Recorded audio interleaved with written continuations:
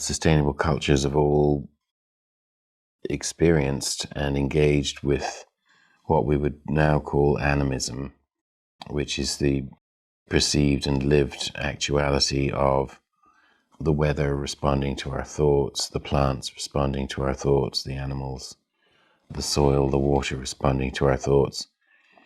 And so once we allow our imagination to engage and recognize that the imagination is real, is the most powerful organ of the psyche, is the point not where we create fantasy, but where we engage with relationship, then we can truly communicate with plants and animals and all of their environment. That was Dr. Patrick McManaway, and you're listening to The Regenerative Journey. G'day, I'm your host Charlie Arnott, an 8th generational Australian regenerative farmer. And in this podcast series, I'll be diving deep and exploring my guests' unique perspectives on the world so you can apply their experience and knowledge to cultivate your own transition to a more regenerative way of life.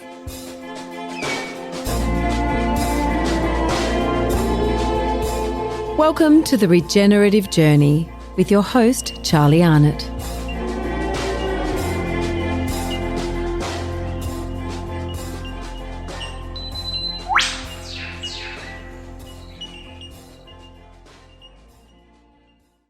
G'day, welcome back to The Regenerative Journey. Welcome to this wonderful interview with Dr. Patrick McManaway.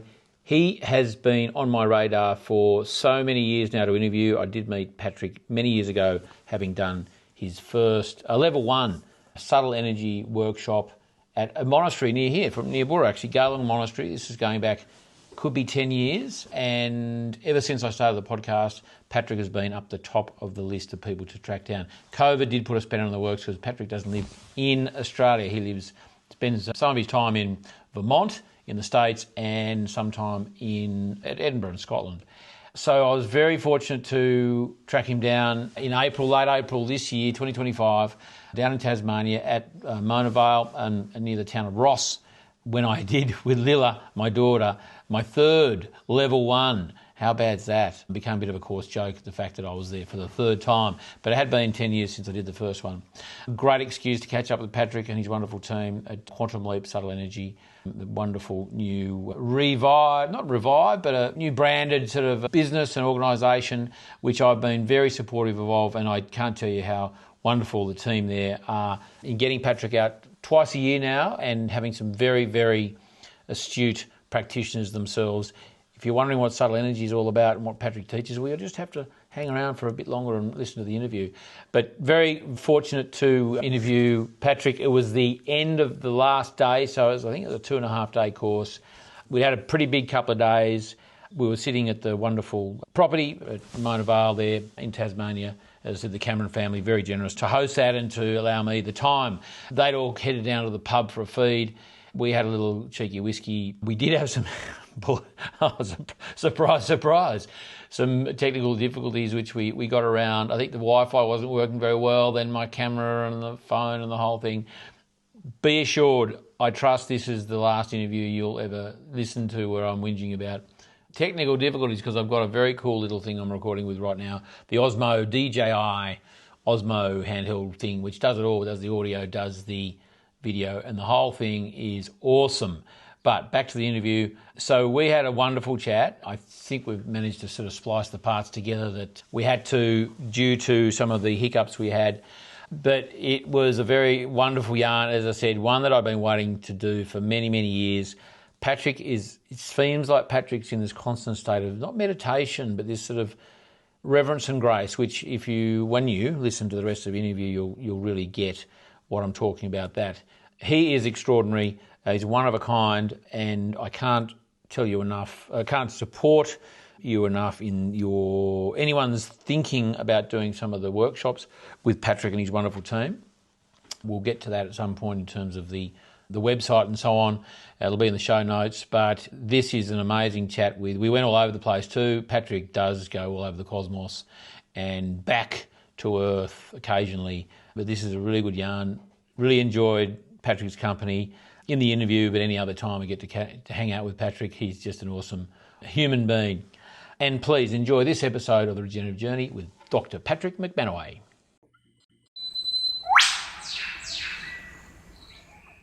Patrick, welcome to The Regenerative Journey and welcome to the sitting room here at Mona Vale in Tasmania.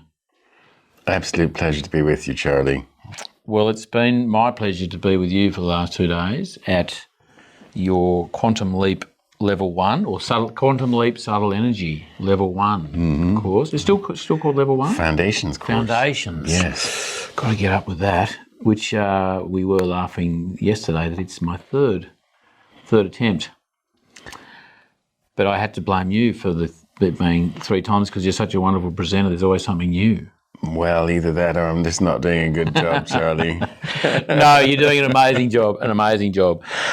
Patrick, we are here, as I've just mentioned, for foundation course, Quantum Leap Subtle Energy, which is a new organisation we might get to. Actually, I did interview Gary gave a good description of that. He was great. Yes. Yeah, what a lovely bloke. Yes, that was a lovely interview. Well done with that. Well, he's easy to talk to. Mm-hmm. So we won't dwell on that too much. As in, we might touch on it while we're here and what's part of the course. But I've got a lot of questions. I'm conscious of time. We've got friends on their way to Oatlands to the pub where we'll be going in about an hour's time. So I'm conscious we've only got a little bit of time together, which does give me the opportunity to go to Vermont or Edinburgh in the next 12 months, I hope. Patrick, as you know, the podcast is called The Regenerative Journey. I want to hear a bit about your regenerative journey. And can we start? There's lots to I want to ask you about, but let's start with where did little Patrick appear in the world? Where was day one? Yes. We had a birthday yesterday, which I want to get back to, but so there's significance in that. But where did you appear in the world? In what sort of environment? Yes. Well, I was born as a small child. For the how many times? The 23rd time? Surprised and delighted parents. No, I was home delivery to vegetarian yoga teacher mum, and timed out to the second so that they could get the astrology done. So my parents at the time had established, I came in 1967. In 1959, Mum and Dad had established a centre in rural Scotland for spiritual healing and mediumship to both practice and train people. And that extended very much into, at the time, the renaissance and development of alternative medicine, holistic therapies. And so they were interested in natural therapies, natural medicine, and as lay practitioners, really working with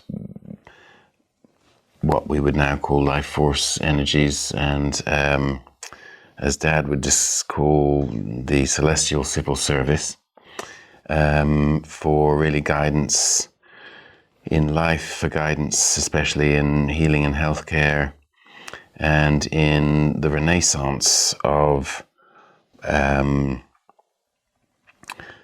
the commonplace spirituality and gifts of spirit for the everyday woman and man. Context, Charlie, was witchcraft laws in the UK were abolished only in 1952.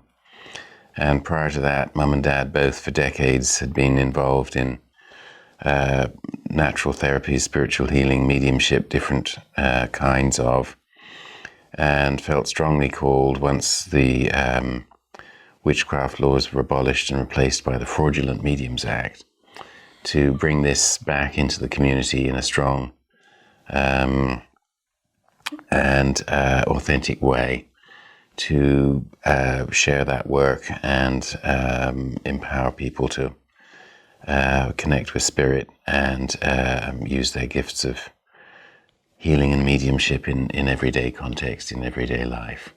So they would have been deemed what they were doing before 1956 too? 1952, yeah. That what their activities would have been deemed witchcraft. Was that right? Was that right? That was the significance of that being abolished and them being able to then. Yes, it was. So I think, as in many cultures, esoteric knowledge had been nurtured, cultivated, practiced quietly in family circles, in closed circles, closed rooms. In America, it was open and free, but in Europe and England particularly, not so, unless one was ordained clergy, Catholic or Protestant. The official witchcraft. The official, exactly. We could possibly cynically call it trades unionism, but I'm sure, depending on where one stood, one would have a different opinion and attitude towards that. But certainly kept separate from and denied to the common people like you and I in our everyday lives. And so practices of divination, the use of dowsing for finding water, for finding minerals, for finding and locating missing people, missing things, the use of plant medicines, and the use of the simple gift of natural healing were all very much contained within clergy and medical professions at the time. So really it was the dawn of what we might now consider a Renaissance or a New Age, and coincided with sort of social liberation of the 1960s and exploration of consciousness through introduction of Eastern practices of yoga, of Qigong, of Tai Chi, of meditation, a great fascination, I think, in the 60s and 70s with the emergence of Buddhism coming out of Tibet, consequent to the Chinese invasion and the displacement of the community there. And then in the 70s and 80s, a great interest in Native American spirituality. So I think it was a very fascinating and heady couple of decades of sudden openness and exploration of all manner of what at the time in Britain, post-Empire Britain, would have been sort of non-traditional, non-conformist, but very authentic spiritual seeking. And you were in the middle of that. I grew up in the middle of it. Yes. And you have siblings. Are you the youngest? I'm the youngest of three. Yeah. So we were all brought up with metaphysics, spirituality, healing, discussed at kitchen table. And because it was a teaching center as well as a practicing center, there were always students around, up to 7 or 8 full-time residential students, and many people coming for courses and conferences and workshops. So we would average probably a dozen to 15 around the kitchen table for meals, and the interest was in all of the subtle energy world. So it was simply the family culture, and we grew up knowing nothing else. What a wonderful, nurturing environment. So different from, I suspect, everyone who was at the course today, certainly mine, which is not, it was very conventional. So Patrick appeared in that wonderful, nurturing environment. Where were you? You're in Edinburgh? No. North of Edinburgh, 45 minutes to drive, rural Fife, little village called Strathmiglo, about 20 miles inland of St Andrews. Oh, nice. So north of Edinburgh, south of Perth, rolling rural agricultural landscape, very beautiful. gentle climate, 4 seasons climate, and deep soils, grain and dairy, breadbasket of Scotland. Lovely. And then, so schooling, was that did you just go to school? Were you homeschooled or what happened? No, we went to school and in and out of private and public sector. Brothers went boarding school. I didn't want to leave home because I loved the family culture, and we had ponies and dogs and chickens and geese, and it was good at home, and I loved the family vibe. So I was allowed to stay as a day boy, which meant going to our local state-sponsored comprehensive school. But the academics were good, and it let me stay home and participate and learn from the parents. And you went to the medical school after that. Your father was he a doctor? Father was military. Oh, he wasn't a doctor? Not at all. I don't think he was a doctor. No, quite the opposite, Charlie. He was a military brat, son of military officer. Was he strict? Well, aged 8 to 18, he'd been in military academy, and then war broke out when he was 19, so he went off with the British Expeditionary Force. His mum had been a trance medium, and so he got a little bit of coaching in that realm, but he definitively discovered gift of healing age 19, rearguard action at Dunkirk, and compelled to put his hands on wounded comrades, and astonished to find cessation of pain, cessation of blood loss, and keeping them alive rather than they're going into shock states. And that really was what opened his mind. And the military was very open to psychic practices then, certainly, and I think perhaps quietly around the world, variously still now. And so he developed his healing and mediumship practices whilst a regular officer for 20 years, going across North Africa.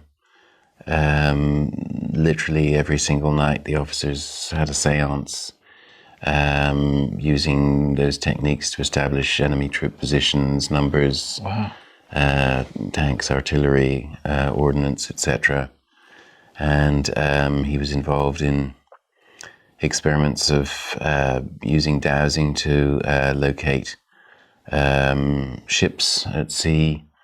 And is there a book about this? Is this a documented thing? It's variously documented.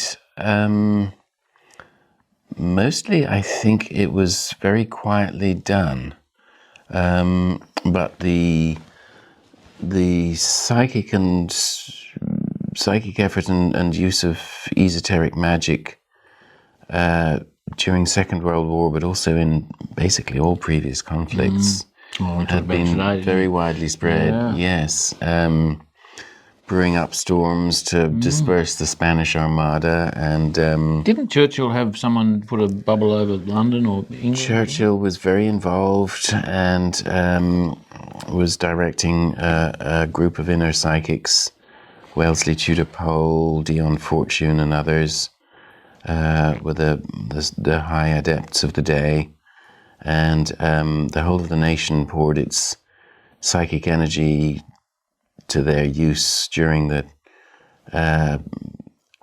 period that it took Big Ben to chime 9 o'clock. Right. They had a 2-minute national time of prayer, and that energy was then used and directed by Churchill's adepts. Was that a daily thing? Everyone knew when wow, that's pretty powerful, isn't it? Very powerful. No, a nation under threat and duress really pulls all the stops out, and whether you think it's rational or not at that point doesn't matter. It's like with any tool in the box. Any tool in the box, I think so. And so if it works, we'll use it. So very interesting times and stories come out of that time in terms of use of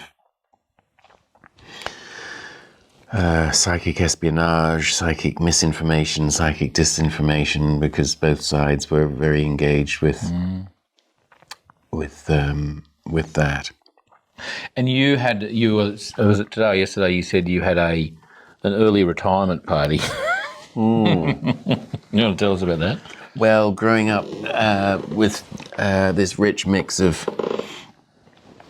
practical spirituality and alternative holistic therapies practiced on people and animals and places, I was just on team from the get-go. I wanted to join in and participate.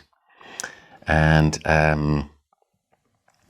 at the time, Britain wasn't yet a member of the European Union, but there was an anticipation of joining, which obviously we did for a period of time. But alternative medicine, whilst it was permissible and unregulated in the UK, was highly regulated in, at the time, both France and Germany. And even alternative medicines were not legally allowed to be practiced unless one had a medical degree. Is the German hang up with that? Is that a hangover from? Because I know Hitler wasn't a big fan of that sort of stuff. Well, he knew all about it, but he was trying to squash it, wasn't he? Was that a bit of a hangover, or? That part I'm not quite clear on. The Germans, I think, had a 3-year health practitioner training that was required. The French wanted a full medical license. Okay. So anticipating that, parents recommended I get a medical degree and a license so that I could then safely practice complementary therapies for the rest of my life. Okay. So that was the agenda. Went and had 6 years in Edinburgh, getting medically trained, and then working for a year with National Health Services as junior doctor until I got my license, and then a retirement party followed. Earliest and I was free to pursue other practices. I did end up doing another 8 months of National Health Service medicine while I explored and tracked down further training in the holistic environmental work that I do now, and that was actually very lovely. It was 8 months of work in the Orkney Islands off the north coast of Scotland in a very lovely community and very beautiful circumstances. But yes, during that time I'd found a training that I wanted to take in Vermont, which was a 2-year apprenticeship. Because I know so your association with the Vermont goes all the way back to then.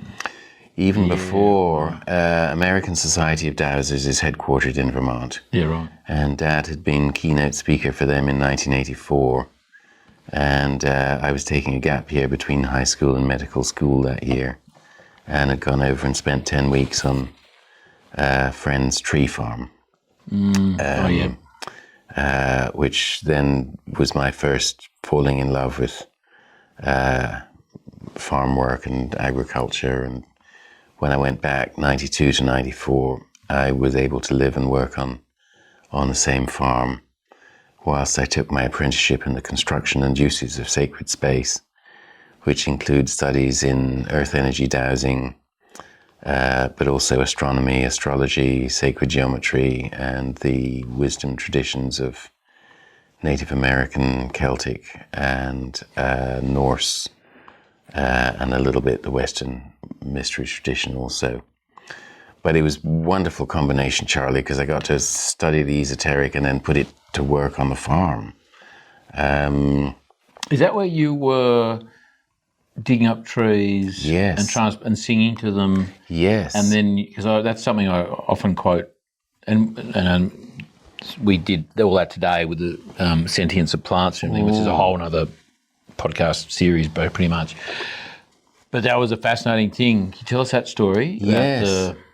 Yes, I had grown up not in an agricultural framework at all, and so working, labouring on this tree farm was really my first introduction, and I didn't know any different.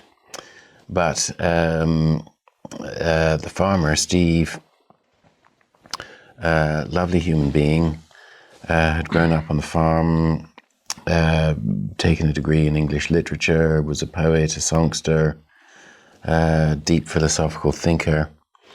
And so when we would go into the forest, we would start by pausing, centering ourselves, opening our minds, communicating with the spirit of the place, spirit of the forest, let it know what we were coming to do, which in this circumstance was coming to dig native saplings from the forest and wrap them in root balls and then take them into care and subsequently move them on and sell them to nurseries and landscaping companies to be planted out as ornamentals. And so we would presence ourselves, we would communicate, we would have a little pray, we'd go into the forest, and then we would only ever work with hand tools, so there were no power tools, and we would sing while we worked. And partly that was just fun and it made the day go along.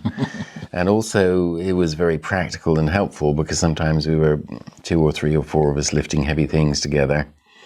And just like a sea shanty, if you're all singing along, then you're all lifted, in rhythm together. And so the lift went well and nobody was out of sync and nobody got hurt. So, but I'd never done any other farm work any other way. So I kind of thought this was just what you did on a farm. I learned differently subsequently, but I had a moment of revelation, Charlie, when on one occasion we were delivering 450 trees to a big landscaping yard 3 hours south of us.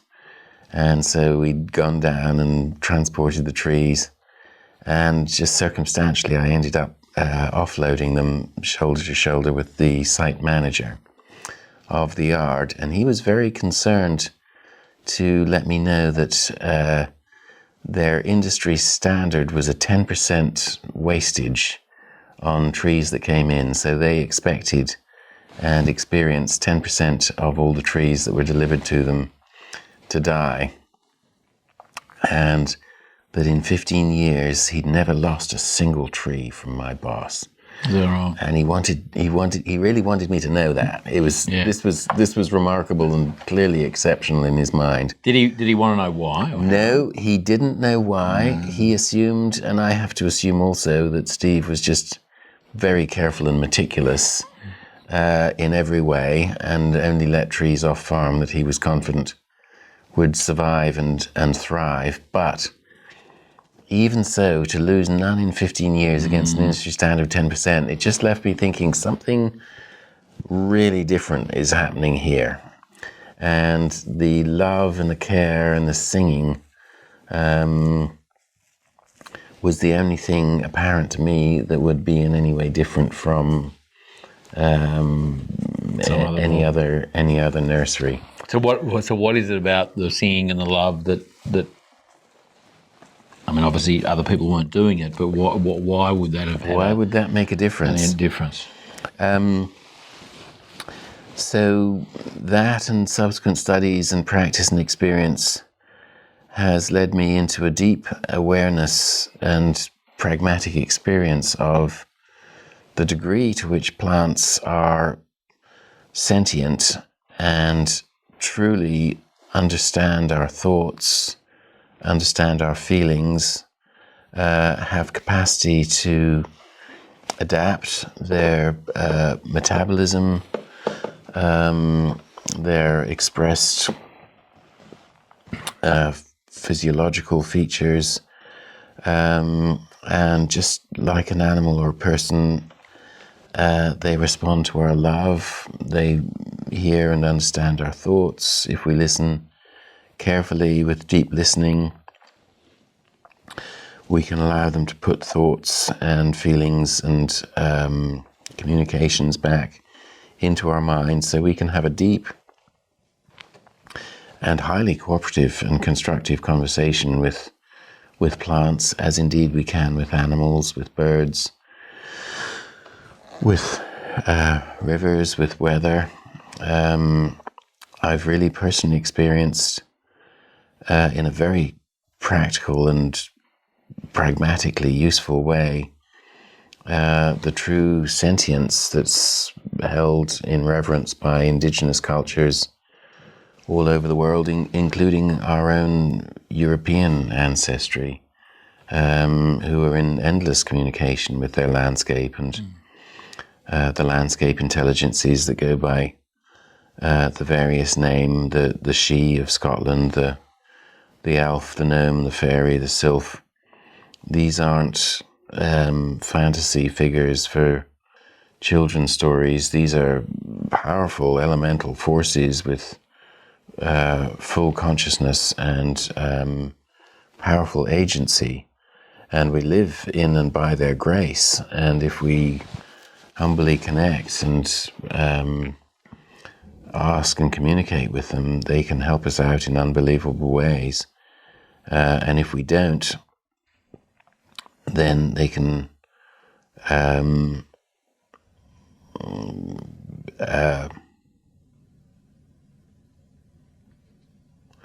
if we don't do that, we miss a trick or two.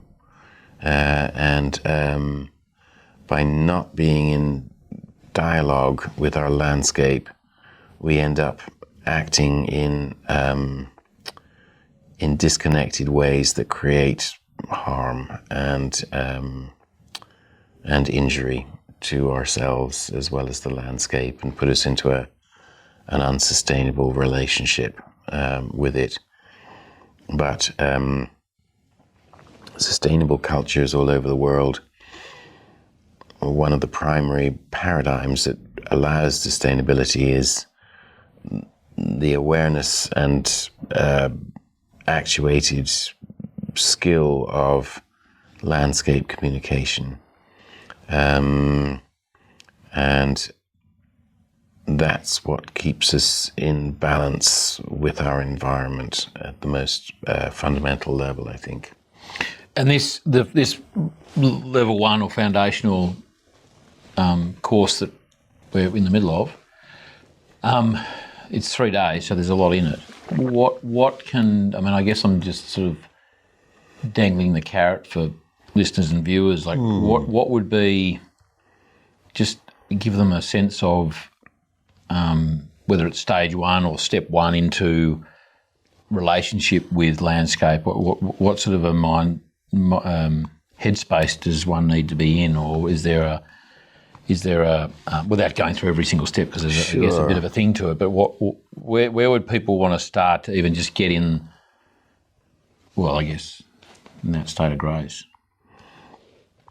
In terms of practicing at home? Yeah, you're just sort of thinking, okay, I want to get one step closer to that appreciation and that acknowledgement. Absolutely. And that sort of, awareness. Yes. So apart from, I'm highly encouraging everyone to go and do the course. But actually, maybe don't say anything, so that people will have to go to the course. No, give them a little. Let's bait them a bit. I think. Truly, Charlie, the connection with the intelligences of landscape, the connection of the intelligences of our ancestors, of the angelic community, it's truly and literally the most natural thing of all that we can possibly do. And so we don't need to go on a course or a workshop. We simply need to allow ourselves to authentically engage with our intuition, with our instinct, with our innate wisdom. It's got us through the last 500,000 years, and it'll get us through the next 2 or 3 million years if we simply keep doing what we always did. And for 99% of human history, we've lived in circular time, where we understand that all all projects, all endeavors, all activities follow a circular path. The circle of the breath, the circle of the heartbeat, the circle of the day, the circle of the season, the circle of the year. And sustainable cultures have all experienced and engaged with what we would now call animism, which is the perceived and lived actuality of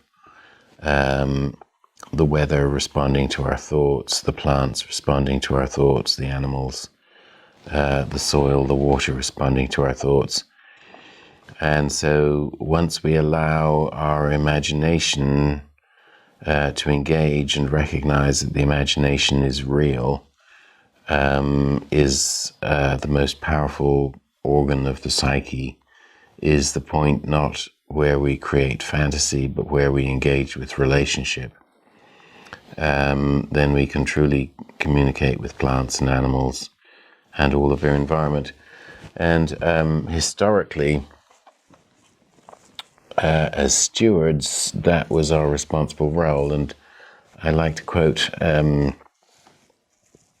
tradition of Celtic kingship in Scotland and the Celtic lands, which was not an inherited or executive function, but was an elected and ambassadorial function. And so drawn from the wisest, most peaceful, most connected members of the community, kingship involved in Scotland 8 times a year, going to our central sacred mountain, Schiehallion, and engaging in deep meditation and direct communication with the queen of the Sidhe, the queen of the nature spirit and elemental community of that landscape. And then coming down the mountain after their journey of shamanic connection and sharing with the people how many deer could be taken from the forest, how many salmon could be taken from the river, how many cows, how many sheep could be supported by the landscape, when to plant, when to harvest. And in this way, the people were governed by the landscape intelligence, and the role of that ambassadorial function was to ensure intimate communication so that the people literally lived in a sustainable way. And so we look for our leaders now to do the same job, not to sit and think alone in an isolated space, but to be in deep connection with the governing agencies that support human life in the landscape, not to either think that they're to be taken for granted and also not to think that they're inanimate and non-negotiable or exploitable resource. And once you experience for the first time, as we have in the workshop here, the transformation that can occur, we've had our beverage blessing experience where, yeah, that's great.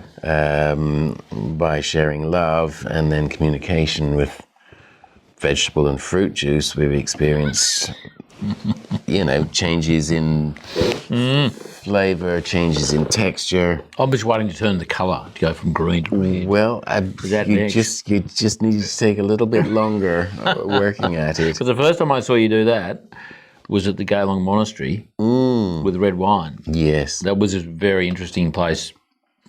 Just for that, in many ways, yeah. But that was fascinating. I often reference that one. So that's a very tangible application. That's very tangible, and when we do that on farm, we see the response of stock.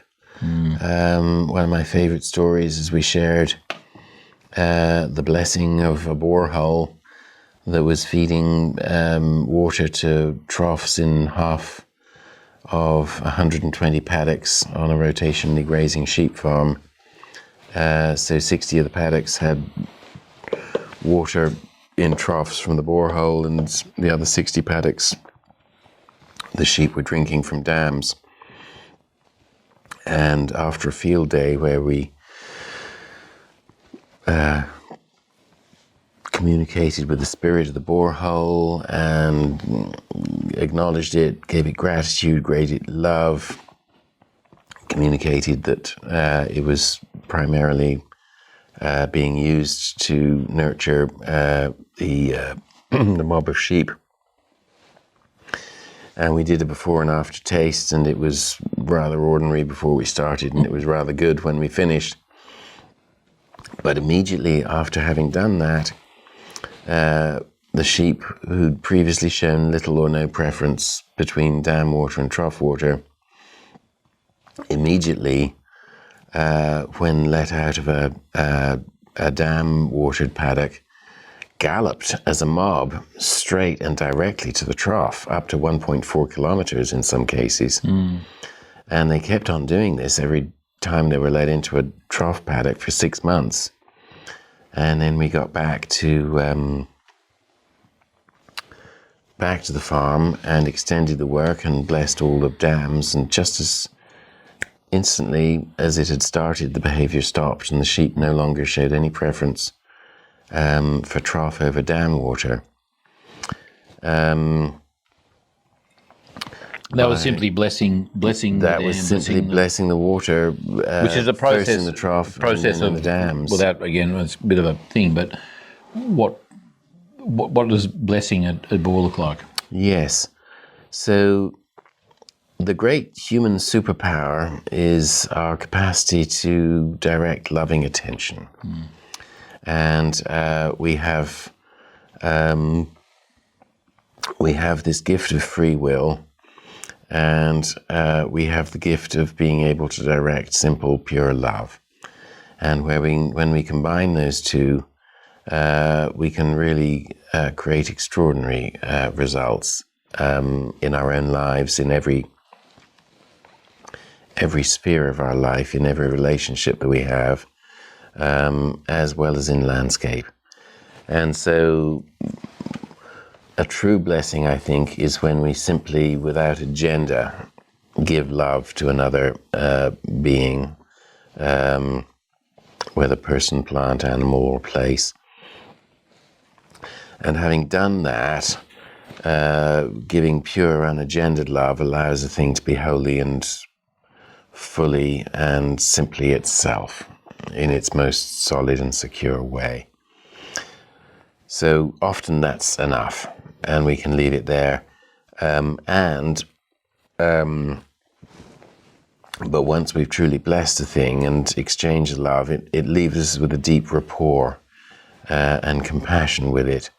And that allows us also to have communication and conversation with it, either through direct telepathy or through muscle testing or dowsing or other practices pertaining, and communicate our specific needs. So in this case, we were hoping that this water would become particularly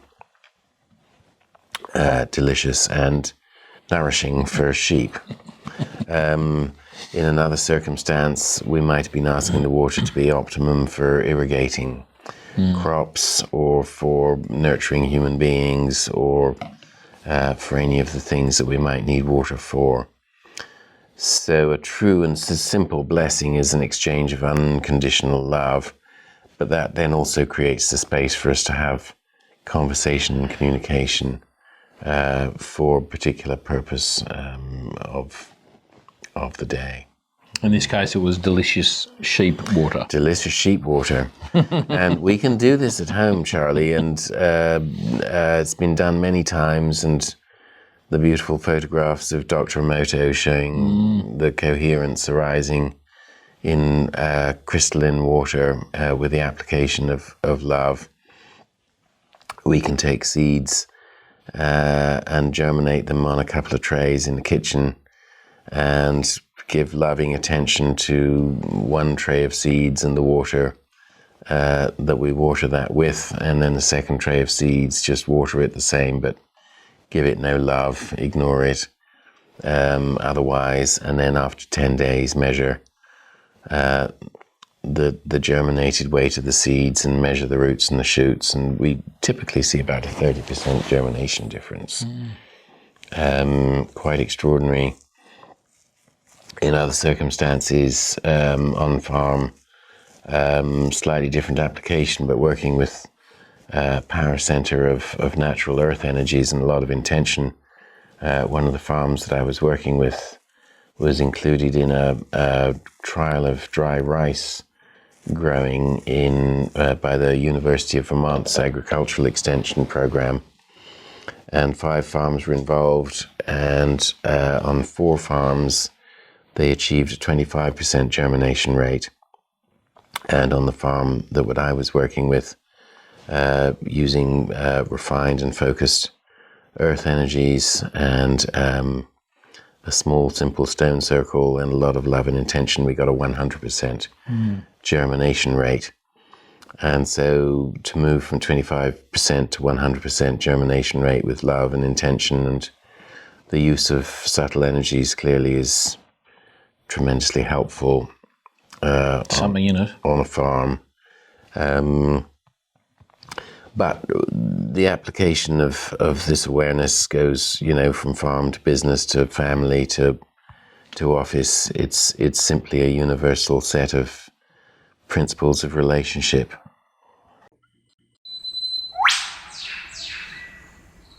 This episode of The Regenerative Journey is proudly brought to you by Quantum Leap Subtle Energy. Subtle energy might sound mystical, but it's actually deeply practical. At Quantum Leap Subtle Energy, they show you how working with subtle energy can improve health, landscapes, and livelihoods. As a listener of The Regenerative Journey, you'll receive a 50% discount when you sign up for membership and gain lifetime access to recordings, resources, and discounted pricing for their workshops and events. And I've been to plenty, and I can guarantee they are absolutely wonderful. Take the first step into a world of possibility. Visit www.quantumleapsubtleenergy.com.au/membership to get started. Use the promo code podcast during checkout. I want to go to, we talked today, you spoke today about intelligence of anything and everything, anything that, I'm paraphrasing a little bit, but anything that vibrates, which everything is, has an intelligence. There's an innate intelligence, and so if everything has an intelligence, whether it's the lamp, the rock, the plant, what we would call a living or a non-living thing, anything, and you spoke a lot about free will today. If something has an innate intelligence, does it also have free will? To the extent that it can exercise it, I think it does. Yeah. So a lamp just can't jump across the It doesn't. room. It doesn't have an keeping an eye on opportunity that to one. move itself, does it? No. Well, hang on. Well, or does it? Or does it? Well, given the plant experiment. It's a bit of a deep question, Charlie. We can move it to part 2. Well, I'll catch up with you in Vermont.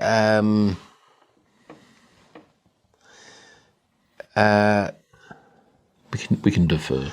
Well, certainly with plants, that's very easy because it's very direct and experiential, and as you've heard now a number of times, my favorite story of the 2 fields of lucerne side by side.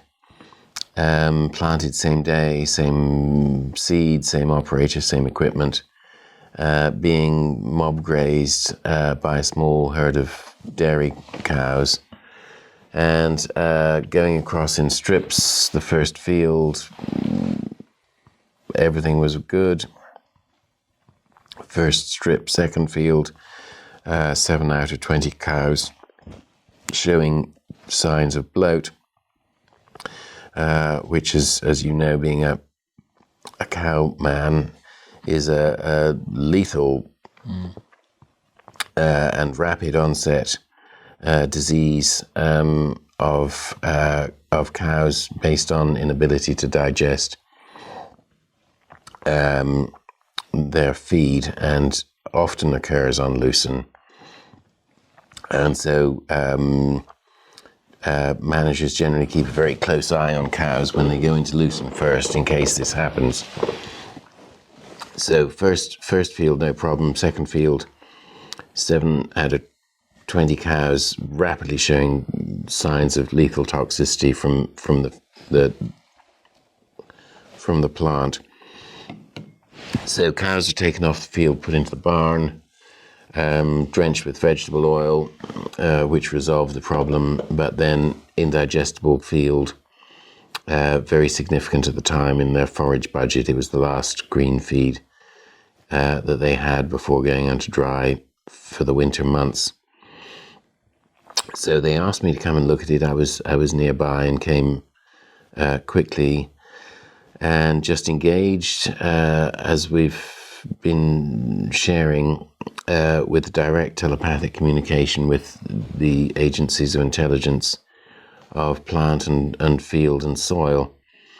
And so in a meditative process, quieting the mind, getting into what we'd call a grace space, and then literally and clearly and specifically bring into mind all the intelligences involved, being the intelligence or spirit of the farm, of the field, of the soil, of the lucerne, of the cows, and the overlighting governing intelligences. St. Bridget in the British lands is considered to be the deity governing the health of cattle and sheep. So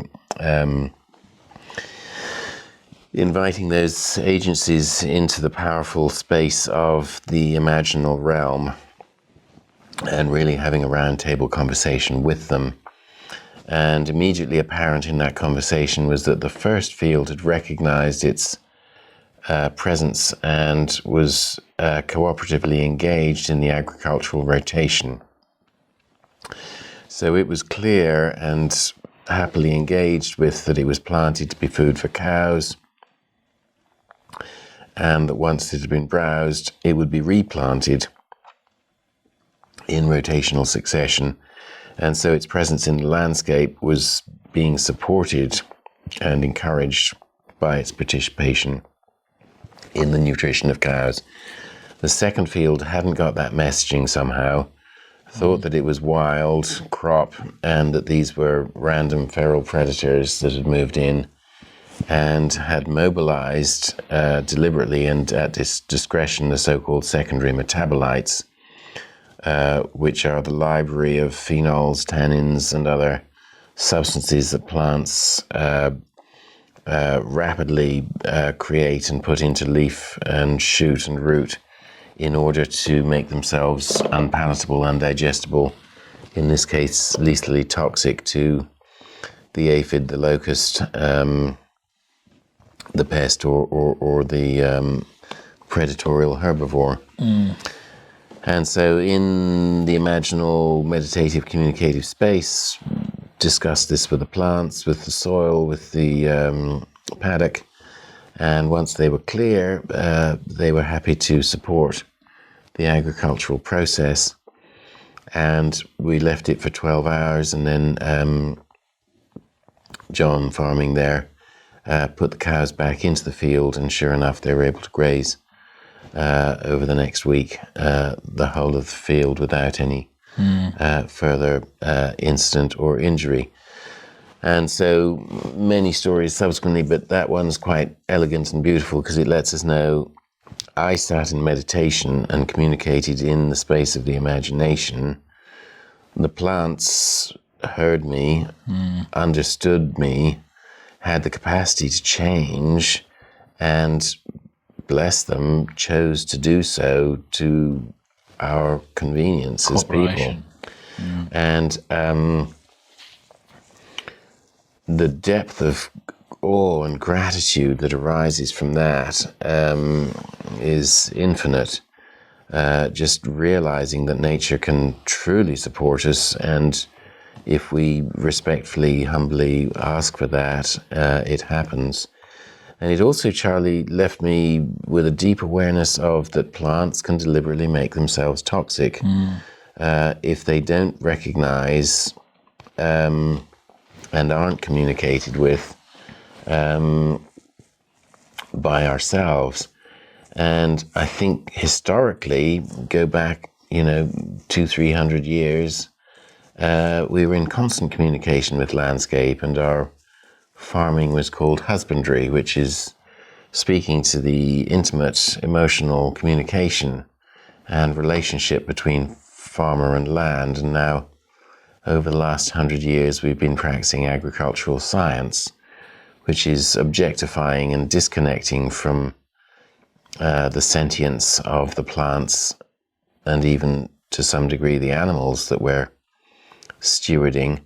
And I think under those circumstances, the plants are literally making themselves toxic because they experience us as feral predators. And the extraordinary increase in allergies and food toxicity, I think, is perhaps substantially generated by our no longer communicating with the plants in the field.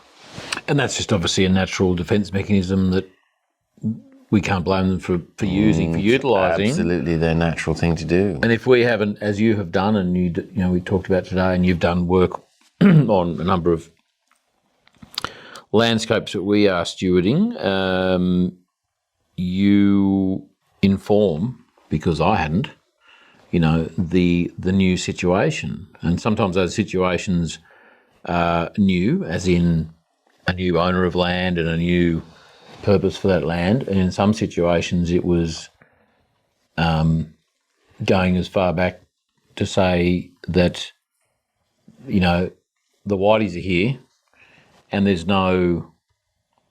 are now boundaries, and there's new intention, a new, agricultural practice, and that's kind of a new management practice of landscape, as opposed to the landscape not having boundaries, being looked after and managed by, the indigenous brothers and sisters of ours, and that they still thinking that was what was happening to them.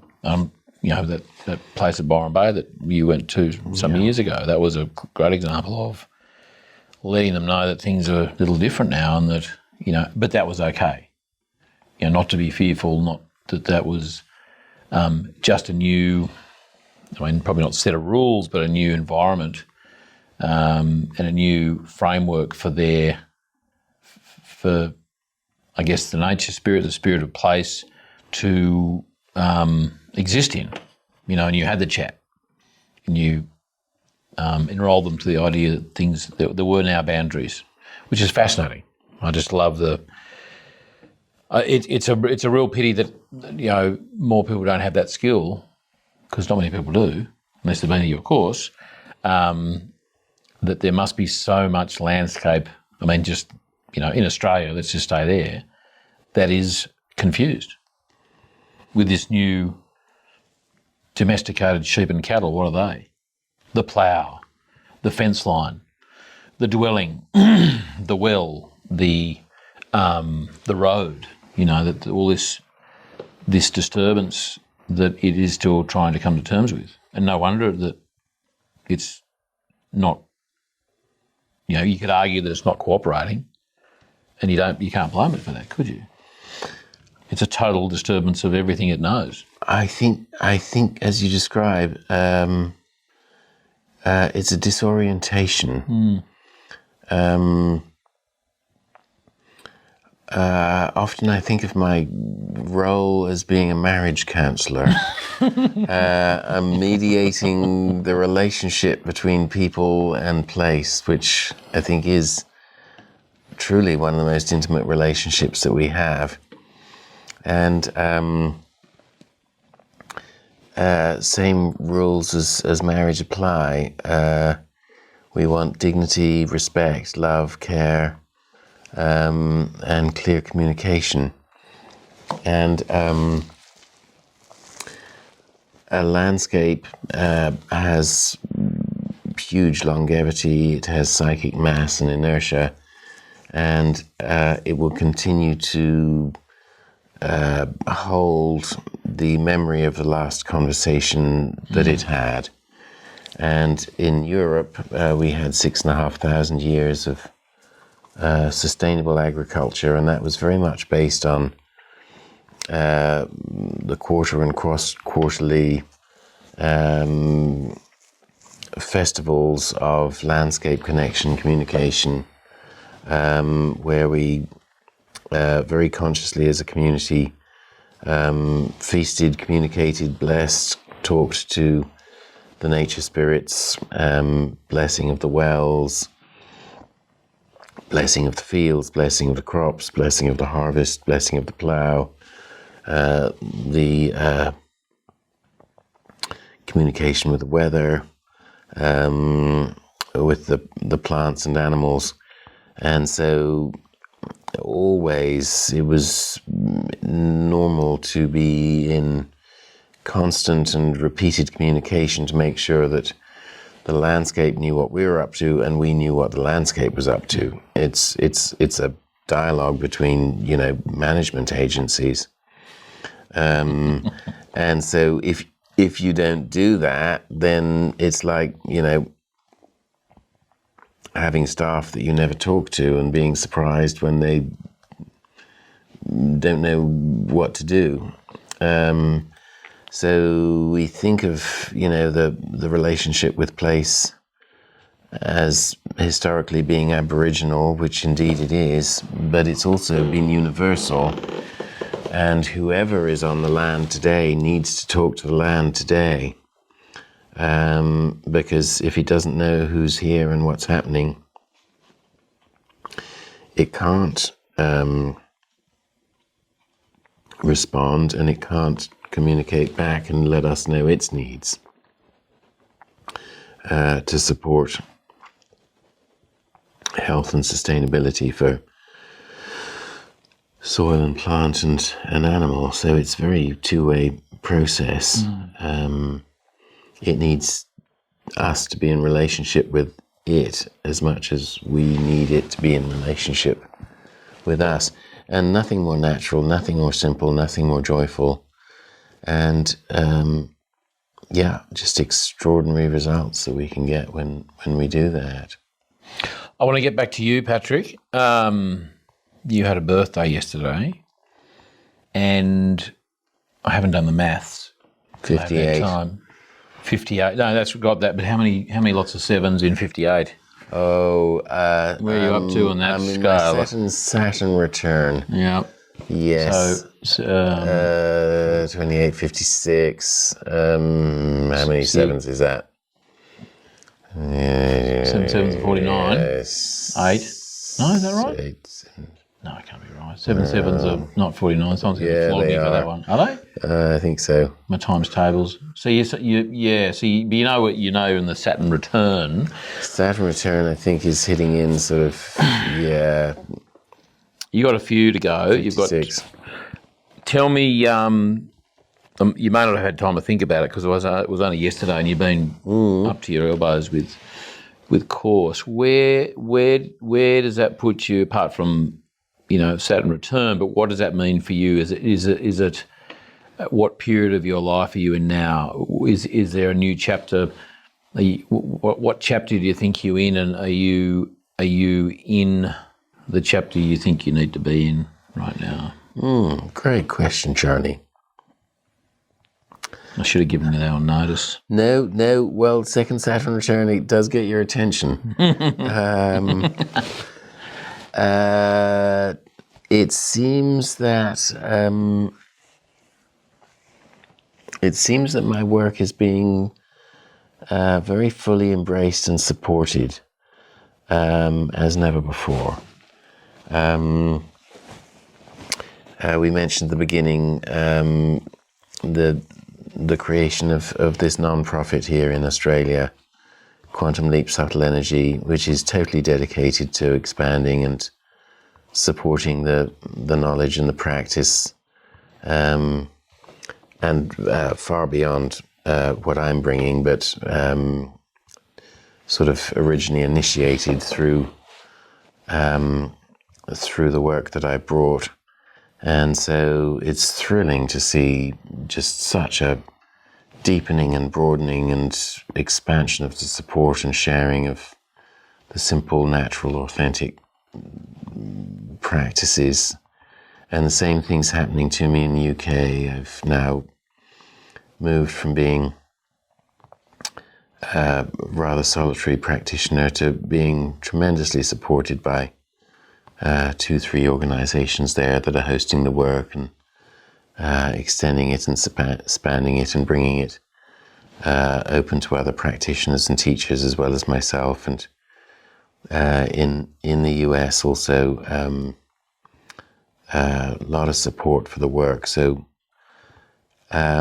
looks like I get to keep on doing what I'm doing, but with more support and moving a bit slower, spending more time, which is nice, not having to move quite so fast, not quite so frantic. So sort of deepening and expanding of what I've been doing. It's really very lovely. Are you encouraged by all that? Tremendously. Yeah. No, I enjoy the work that I do. It's work that I chose to do, that I felt called to do. It's incredibly rewarding and joyous. And to see it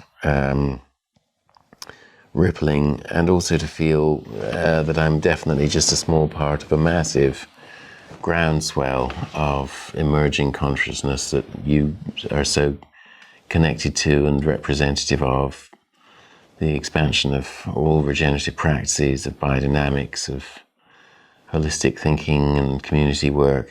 I think probably more than anybody in this country, Charlie, you're connected to all the things that I'm a small part of, and just seeing how that emergence of consciousness and practice and the restoration of relationship with community and land is just thrilling to be part of that. And tell us about quantum leap, subtle energy. The as we mentioned earlier, I spoke with Gary about it, but I guess that's great support organisation for you here, and I obviously started with Terry McCosker and RCS, and really got some runway there with those guys, and it sort of matured or got to a point where it sort of deserved its own little thing. But it's there's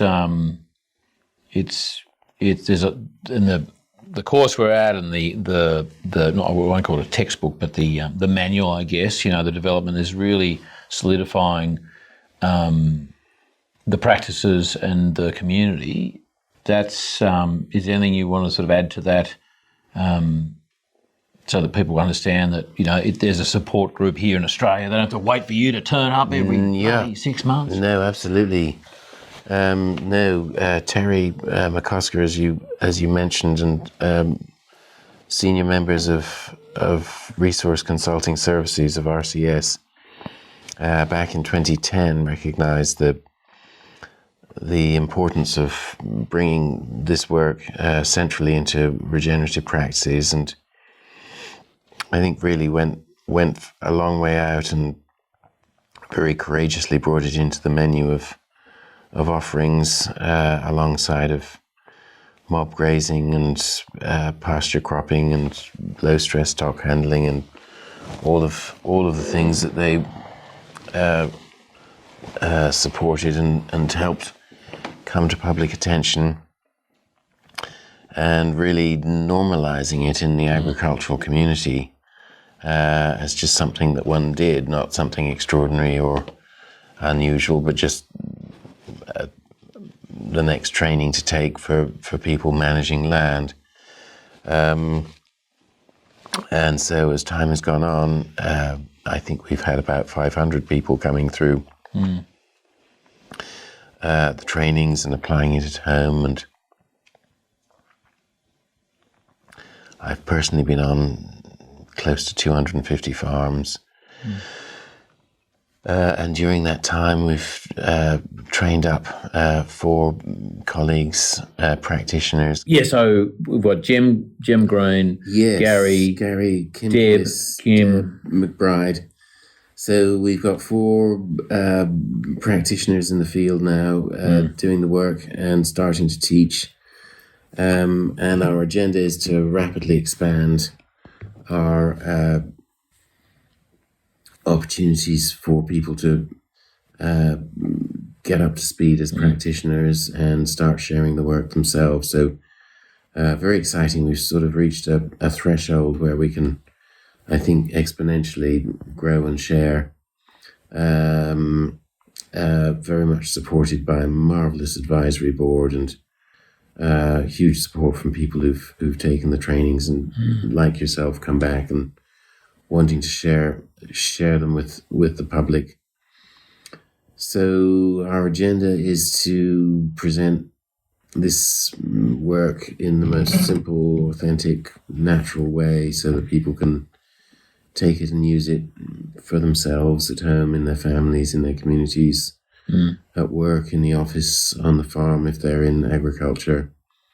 But just keep it simple, let it be helpful, let it be normal, and let it ultimately speak for itself. One last question, because I'm conscious of time. We've got steaks. You've ordered the peppercorn, the whatever steak with peppercorn. I've got whatever steak there is with Diane. Could be T-bone, could be Scotch. We'll find out. Patrick, one last question. What has been we haven't touched on in our little chit chat today, but you've sort of touched on quickly in the last 2 days, and I know there's probably more tomorrow. What has been the most hair-raising, if you're happy to speak about it in a big spooky house like this, the most hair-raising experience you've had where you've had to move on an entity or a poltergeist or a lost soul? Are you going to talk about? We don't have to. Maybe don't tell us about the most hair raising. Maybe if that's too hair raising to even contemplate again. I don't know. Given that you said today, you said you think you'd probably help move on some thousands of spirits. It was the one part of the work that I didn't want to do when I started, Charlie, and I discovered it was a part of the work that I absolutely had to do because I couldn't get houses and landscapes clear without attending to that. And so it was an inevitable part of the job scope, the so-called spirit release of earthbound souls who are really just folk like you and me who, at point of death for whatever reason, of confusion, disorientation, attachment or fear, didn't transition fully into the heaven realm and stayed around the earthly realm. And so the process is a very gentle, respectful one, not of sending away, but of facilitating a return home. And so we surround them with love and we create a bridge between heaven and earth held by a celestial being called a psychopomp, whose job purpose includes safe transition for us between realms. And then we invite the most loved and trusted members of friend and family group in the heaven realm to come meet and greet and take them home to best party ever where all the drinks are on God. So very loving and respectful. And when done in a very gentle and loving and respectful way, there's not generally much resistance. Some ghosts are a bit territorial. Some ghosts are fearful and therefore can be aggressive. And sometimes they're muddled up in battlefield sites or massacre sites and have been around for a long time, so they need rather gentle and careful handling. But for the most part, if we approach them with dignity and respect, then things transition in a fairly peaceful and gentle way. So we don't like to provoke strong reactions, and if we do, we know we haven't done it right. And what is it about their presence on a farm if you're taken to a farm to do a general check over, and there might be the farmer might say, look, I need some blessings done, and I need some, things are a bit off, and I don't know whether they need more phosphorus or I don't know. There's lots of reasons why I guess someone might engage you to come to a farm. What is the what's the thing about having a spirit who's still around that is necessary to have them gone to then cleanse the whole place? Is it just not the bad apple, but is it just like you can't do it without fixing everything, or is it if they stay they can undo what you've done, or what's the sort of? Do we need to get rid of them all if they're not causing trouble? Is it in their best interests? Are we doing them a favour ultimately to get rid of them? These are absolutely essential questions. Firstly,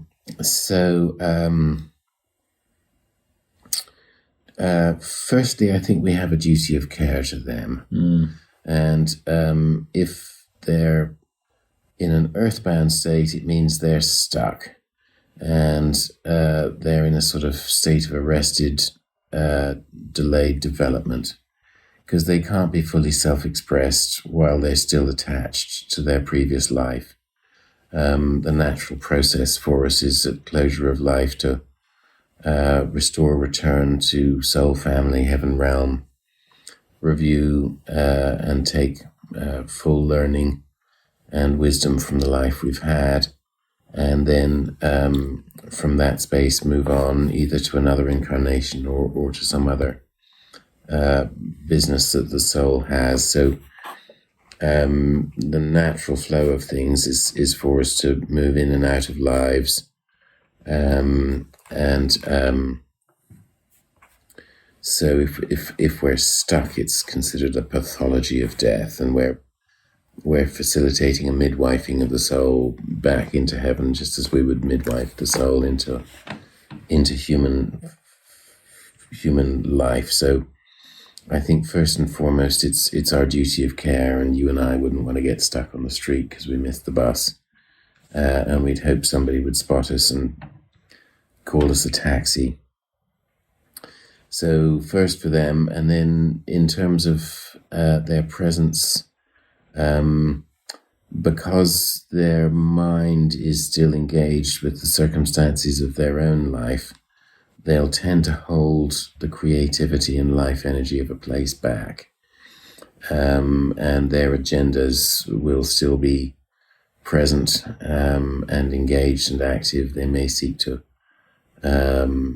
put thoughts into our mind to organize circumstances as they believe best, but once they're free and clear and in heaven, then they can truly be our best guides and advisors and our friends in high places, because with that perspective they can support our lives rather than trying to fulfill their lives through us.